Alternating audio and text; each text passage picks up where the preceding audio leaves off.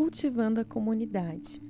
Vocês podem desenvolver uma comunidade saudável e sólida que viva de acordo com Deus e desfrute os resultados se tão somente se esforçarem para se relacionar bem uns com os outros, tratando uns aos outros com dignidade e honra. Tiago 3,18. Eles se dedicavam ao ensino dos apóstolos, à vida em comum, à refeição comunitária e às orações. Atos 2,42.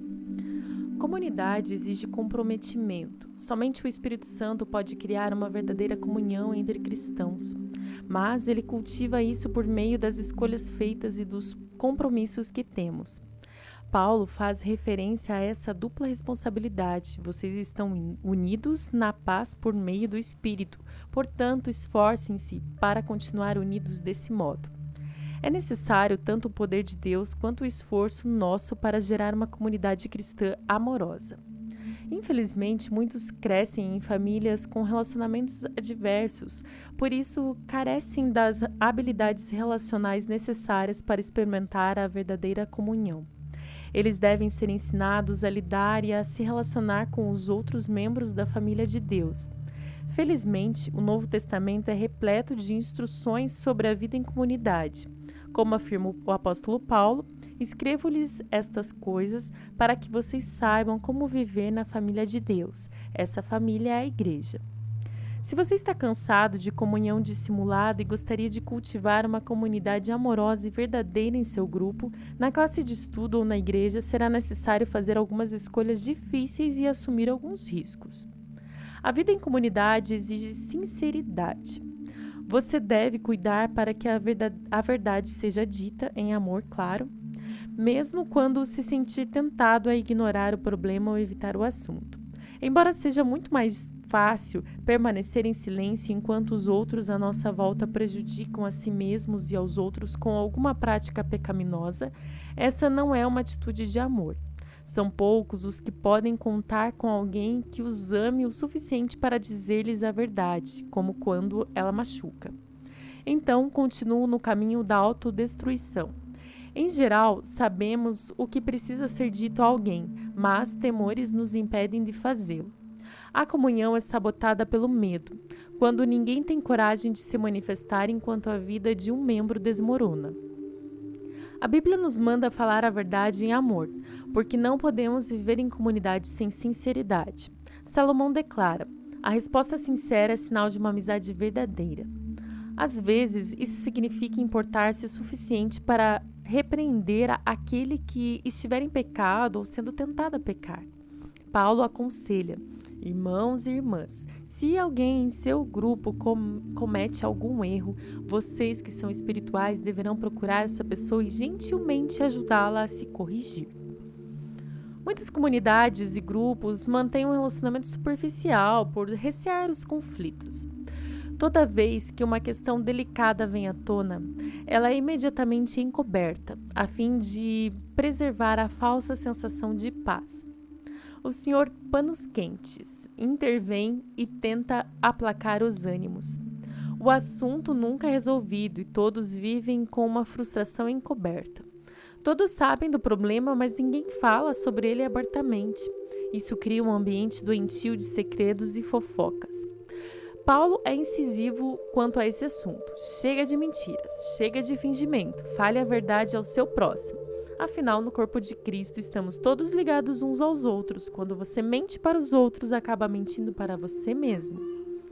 A verdadeira comunhão, seja no casamento, seja na amizade ou na igreja, depende da franqueza. Na verdade, o túnel de conflito é a travessia para a intimidade em qualquer relacionamento. Até que os envolvidos se importem o suficiente para enfrentar e solucionar os obstáculos encobertos, jamais ficarão realmente íntimos. Quando tratamos o conflito de maneira correta, crescemos em intimidade uns com os outros, pois enfrentamos e resolvemos nossas diferenças. A Bíblia diz: a verdade é que as pessoas valorizam a sinceridade mais que a bajulação. A franqueza, no entanto, não é uma licença para se dizer o que quer, onde quer e sempre que quiser. Não é grosseria. A Bíblia diz que existe um tempo certo e um modo certo de fazer cada coisa. Palavras impensadas deixam feridas permanentes. Deus nos manda tratar os membros da igreja com o mesmo amor que dedicamos à família.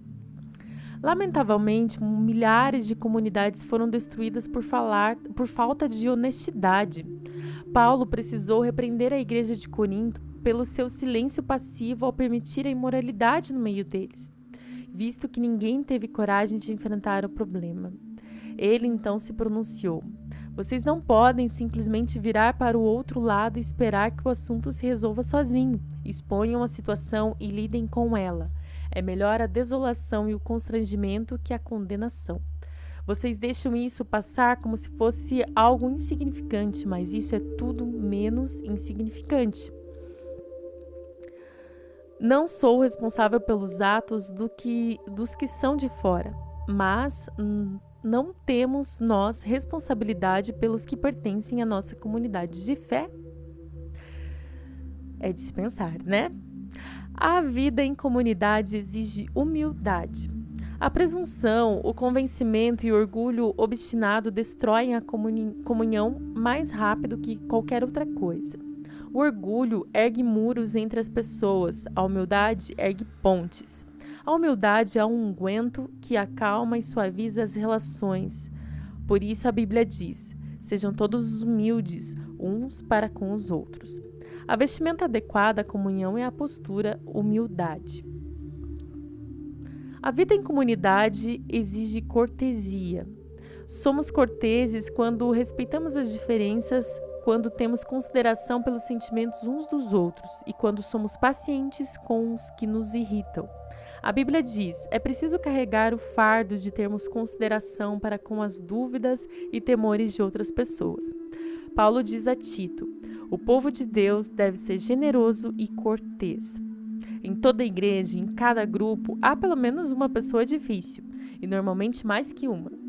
Essas pessoas podem ter carências emocionais, insegurança profunda, maneirismos irritantes e habilidades sociais escassas. Você pode chamá-las carentes de graça extra.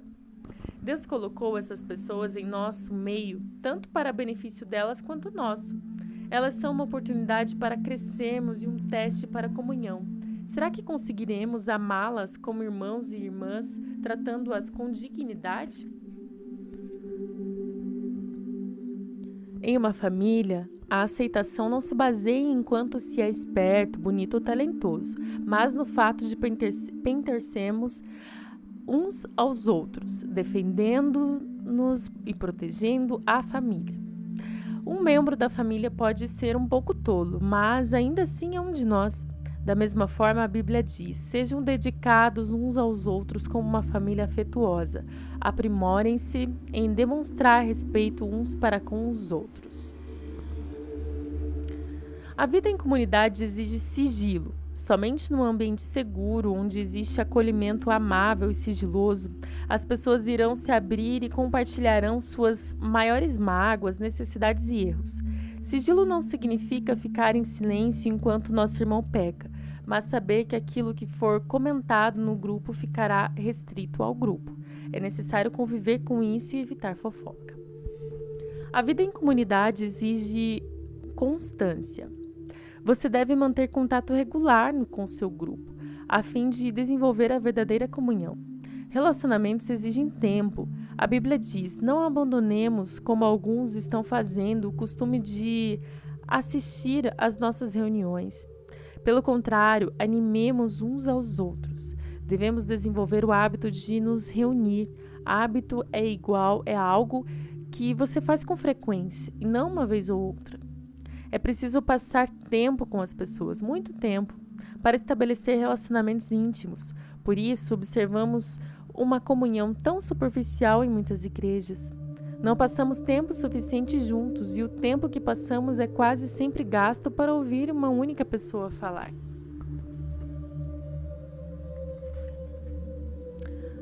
Quando você olha a lista de características, fica evidente o motivo por que comunhão é algo tão raro. Ter comunhão significa desistir de nosso individualismo e independência para nos tornarmos interdependentes. Os benefícios de compartilhar a vida uns com os outros, no entanto, são plenamente compensadores e nos preparam para o céu. E assim terminamos o nosso 19º dia pensando sobre o meu propósito de vida. Um tema para reflexão: comunidade exige comprometimento. Um versículo para memorizar: nós compreendemos o que é o amor quando descobrimos que Cristo deu sua vida por nós. Isso significa que temos de dar a nossa vida uns pelos outros. 1 João 3,16. Uma pergunta para meditar: como eu poderia ajudar meu grupo e minha igreja a desenvolver as características de uma comunidade verdadeira?